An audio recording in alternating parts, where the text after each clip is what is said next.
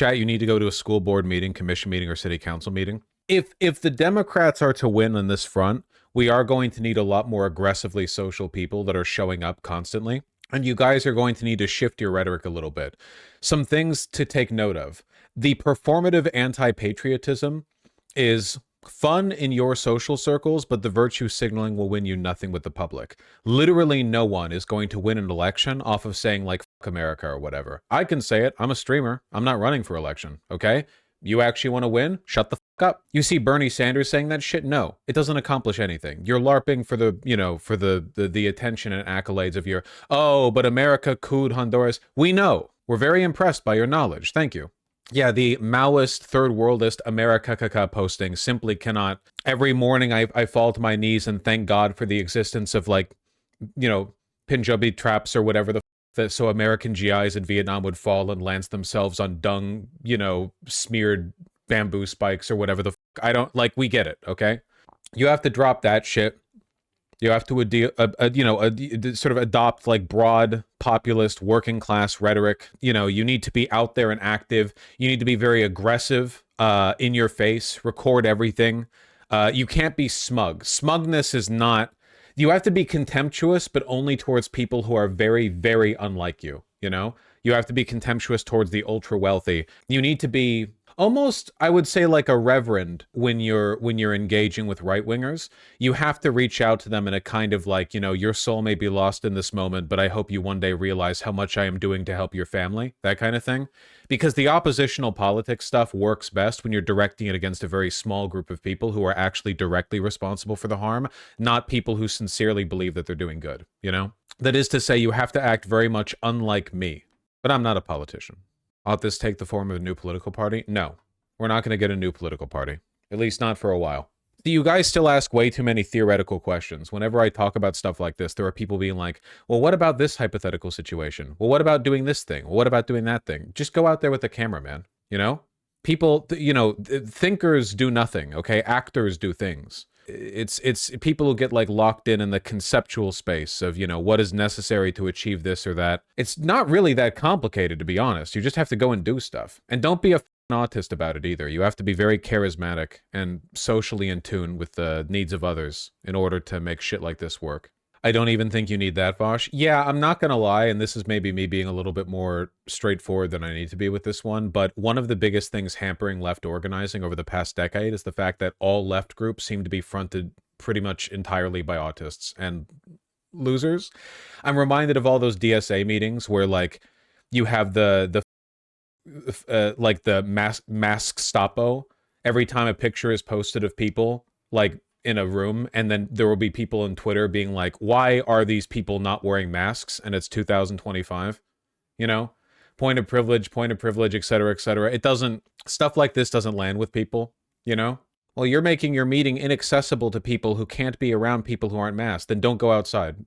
I'm sorry, I mean, literally, yeah, like you, sorry, man, we gotta hold up the, assembling for the Battle of the Bulge. Yeah, D-Day's on notice, okay? There's a guy in a wheelchair on a, you know, cargo boat. It's not ready till we all mask up. Make the left mean again? True. Classic. I don't want to keep ragging on that 2019 DSA convention, okay? A lot of the left feels like it has a habit of being unwelcoming to people who would otherwise align with them. Yeah, because everyone on the left meets with other people on the left in a lifestylist fashion, okay? And that's what needs to be stopped, all right? You're not going to achieve anything if the only people you're building in your groups are people who are, like, pre-selected for having the same political views as you. How is that advocacy? You're already, like, you're not getting new people. You're just forming a friend group. You're forming a clique, you know? You're forming a high school lunch table. You know, you're not doing anything. Right-wingers, they go to, like, you know, parent meetings or whatever, like the student board PTA meetings or whatever. They're out there, like, attending real events that real people go to. Does the left need to include liberals? Doug, you're not fighting for the left here, okay? The country is controlled by fascists, all right? Don't be picky. So what do we talk about? Things that actually affect real people's real lives. That's why the right goes to PTA meetings. The right's the intellectual like bulwark of the right is not forming meetings called, like, the fascist Republicans of America, and then going in there to talk about, like, you know, Point of anti-privilege, point of anti-privilege. I get really mad when I see black people on TV. Yeah, all right, yeah. Excuse me, I'm from Cincinnati, Ohio. I recently participated in a National Socialist event there, and I saw a black guy, and I didn't think that I thought he looked dumb. Yeah, all right, yeah, all right. And then they all seek high. Like, what do you think their meetings are like, you know? Go to a PTA meeting if your kid's in school and talk about some shit that bothers you at the school, okay? Well, do we need liberals at our meeting? Well, go just meet with people about real problems that affect them. Eggs. What if I don't have kids? Then have kids! Point of bigotry, point of bigotry. Yeah, I saw an Indian woman on TV and like, wow. Oh, yeah. Like, it's if you try to apply the like behavior of the like left click community organizing elsewhere, it's like, you know, people will be like, hey, you know, I've been feeling a bit down lately, and I feel like things could be better, but I don't understand why. And someone will be like, have you read this textbook that has 3 parts to it and it was written 150 years ago? You think they're doing that shit over on the right? It's like church groups. Yeah, the Bible. Unironically, I think a lot of church groups are better at onboarding new people than DSA or comparable groups are. Like, they really put the effort in, you know? At least a lot of the time they do. I'm being a little too mean to the DSA. The DSA has done plenty of good work. It's just I'm talking about general organizing tendencies, I feel. Is there like another DSA meeting that I can find that isn't the infamous 2019 one? Like DSA meeting 2024? Because if you look up DSA meeting, it's all from 2019. I just Googled DSA meeting 2024, and the first thing that came up was still the 2019 meeting. Absolutely devastating, that one. 3 soon to be 4 panelists, and I just wanted to talk a little bit about the motivation for this morning session that we're doing here today. Yeah, the Socialism Conference 2024, Building DSA Through Strategic Campaigns. There's nothing wrong with doing a panel show or anything like that. I'm not anti this or anything, but like, these events aren't really designed to onboard new people, if that makes any sense. You know what I mean? They're designed to be events that cater to the interests of people who are already in on the in-group. Why are they still wearing masks? Because if you're at the DSA and you don't wear a mask 100% of the time, somebody on Twitter will call you a body fascist for excluding disabled people from your event. As a person who was a part of those churches, they're successful because they do what Vosh is saying. We would go outside and talk to people and help with community projects. We rebuilt a high school and the whole community came to help. We gained like 30 new church members that week. Yeah, literally. Like, it's, you don't reach out to new people by holding these events. You reach out to new people by reaching out to people and then they attend the events. Well, the event still has to be like not a lecture on Marxism, you know? Today. So we're doing things, right? They're 2 sides of the same coin.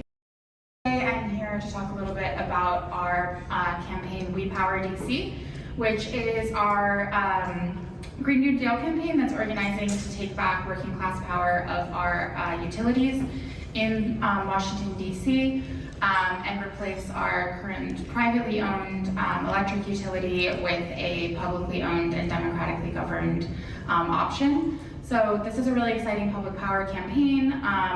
Them to get out and vote, but also look to the future of bringing them into DSA and making Missouri's first congressional district a DSA district, you know, starting in Ward 6, Ward 7. You know, I know this doesn't mean anything to anybody outside of St. Louis, but it does make me wonder, like, what if the DSA wasn't just like an org you paid dues to? What if it was like a church, in the sense that you were expected to show up weekly, and then you would go out and do stuff like volunteer at a local homeless shelter or soup kitchen or whatever else, and you would like kind of proselytize a little bit while you were there in an effort to bring more people in?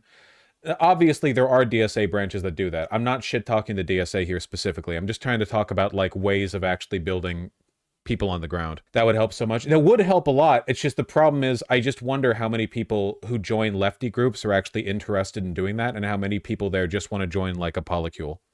Let's be real here, okay? And by the way, like, the Black Panther Party did that shit. Why not both? Nah, see, now 2 people said why not to both. You see, this is what I mean. Like, it's a lifestyleism thing for you guys, okay? Don't turn a political, like, action group into your personal messy social bullshit zone, okay? But people always do that shit. They do it at like every left group. It's infuriating. I've seen this happen so many times. I don't know what a polycule was. I was just memeing. I know what you are. Just started going to DSA meetings. There was an argument about adherence to the charter, and then everyone went home. That's great. Yeah, that's great. Vosh, you criticize the liberals for not addressing alienation, but if you genuinely think the left has any solution to this, you're delusional. But widespread social alienation is a product of the economic mode. It's a product of the mode of production. It's not the product of the political ideology. People on the left, right, and liberals, whatever, are all alienated. This isn't about addressing alienation via, like, ideology. It's about addressing alienation via personal betterment, which is possible. I just want the left to win, right? I mean, you can kind of, you can do both in one. Like, you can swing for both in one move, right? Yeah, we need to talk about the socioeconomic state of the world. Yeah, but not when you're trying to reach out to new people, because then they'll think you're annoying. Yeah, my mom latches on to every local leftist movement, no matter how stupid. It's always about the social drama for her. It is, like, pretty bad. It's definitely not good for the chances of leftism in this country that, like, the median leftist is a 20-something queer polycule, whatever the you know, if you go to, like, I don't know, Europe, like, in general, a lot of the lefties are older.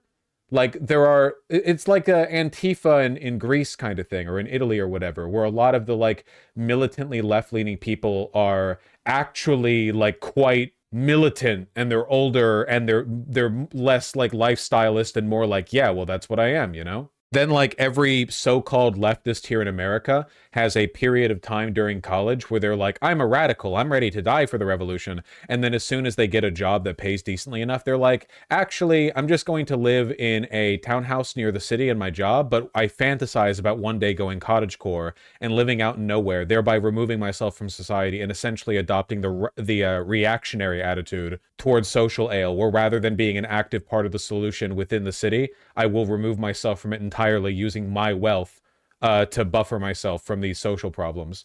See, you all joke, me for real, but, like, you're kind of contemptible a little bit. Like, you're not, like, sorry, I'm sorry that, like, the fantasy of living in a cottage in the woods is easier than talking to your neighbor, but, like, come on. You're literally you're doing, like, the progressive version of doomsday preppers, where all the political, like, actioneering or whatever, like, that was just a LARP. That was just, like, a mantle of social virtue, but in reality, as soon as you get the chance, you just want to go live in a bunker too. Says Vosh, who left California for Washington. What the f does that have to do with anything that I said? Yeah, I know I hit on something when people get defensive. You know you've got a good point when people in chat are like, says a guy with glasses.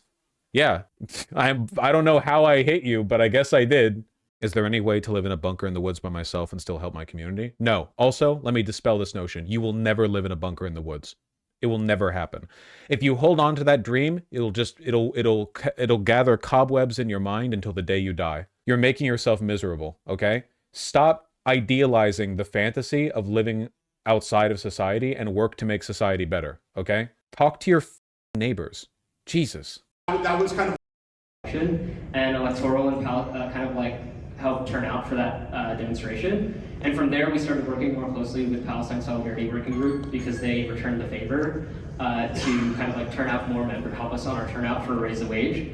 And that kind of created a relationship that really was crucial for building. So that's part of it. And then, well, what matters is that they're having fun. Surprisingly few stuff if you look up DSA on YouTube and aren't looking for that 2019 meeting. Like, very, very little here.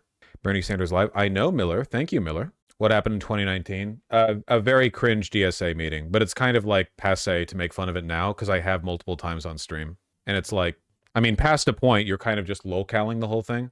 No, Vosh, it's not about economics. We weren't speaking about male loneliness epidemic 50 years ago while capitalism was at full steam. This has everything to do with social relationships like family, dating, self-destruction for leftist values. Yeah, man. After the Reagan administration, all like economic and social markers started to get rapidly worse due to leftist values. It definitely was that, and not like the acceleration of